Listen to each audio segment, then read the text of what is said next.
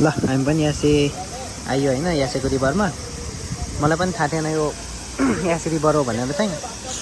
खासमा यो यासे रिभर नभएको त अनि ताकानो रिभर रहेछ होइन। म पनि यासे रिभर भन्थेँ अनि हानेको भेट्दिनँ अनि मैले चाहिँ पुग्छु कि पुग्दैन भनेर। अनि खासमा चाहिँ यहाँ नजिकको स्टेसनको नाम चाहिँ खासमा यासे फैजाङगुची स्टेसन भन्दो रहेछ। अनि म चाहिँ त्यसको नाम हानेर अनि त्यहाँ त झरेर खोला माथि आएको ठ्याक्कै यही रिभर रहेछ होइन। मैले पहिलेदेखि टिकटक हुँदै फेसबुक गर्दै फोटोहरू देखिरहेको थिएँ। अनि यहाँको खासमा चाहिँ यसलाई चाहिँ ताकानो रिभर भन्दो रहेछ। अनि स्टेसनको नाम चाहिँ नजिकको स्टेसन नाम चाहिँ के अरे यासे फैजाङगुची स्टेसन भन्ने रहेछ। नजिकै छ होइन, 1 मिनट मात्रै हो। तर यहाँमा आउन चाहिँ थोरै टाइम लाग्छ, 5-6 मिनट जति। तर पारी आएर हामी चाहिँ माथि पुगेर फर्केर अनि फेरि झन् ठाउँ नपाएर फेरि यताबाट वरिपरि जङ्गलबाट आएर झरेर आएको।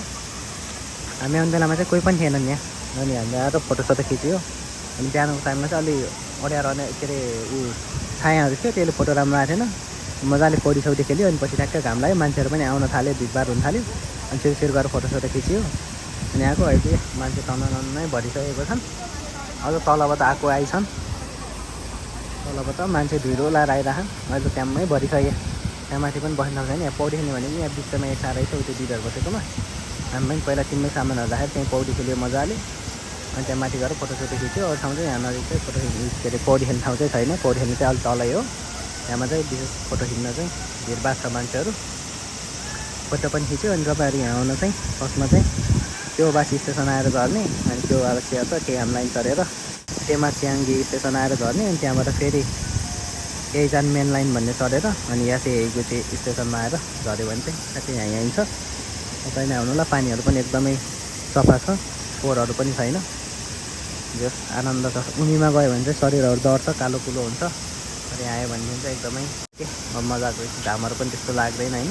तर घाम लाग्ने पनि हुन्छ, तर यता कुनातिर शीतलो पनि छ, त्यसले शरीरहरू डढ्दैन। एकदमै राम्रो छ। पछाडिबाट मान्छे आएको आइछन्, गएको गइछन् फोटो खिचेर। एकदमै भिडभाड छ। तपाईँहरू आउनु होला, इन्जोय गर्नु होला। हामी पनि आएर भर्खर खाजा खाइयो, पौडी पनि खेलिसक्यो, फोटोहरू पनि खिच्यो। अब चाहिँ हामी फर्किन्छौँ। मान्छे त आएको आइछन् अहिले पनि, फेरि यताबाट फेरि भिडो लाएर जाँदैछौँ। खोला पनि दामी छ। त्यहाँ माथि चाहिँ फिजारेर दामी बनाएको छ फोटो खिचाउनुलाई। ल आजलाई चाहिँ यति नै, बाई बाई।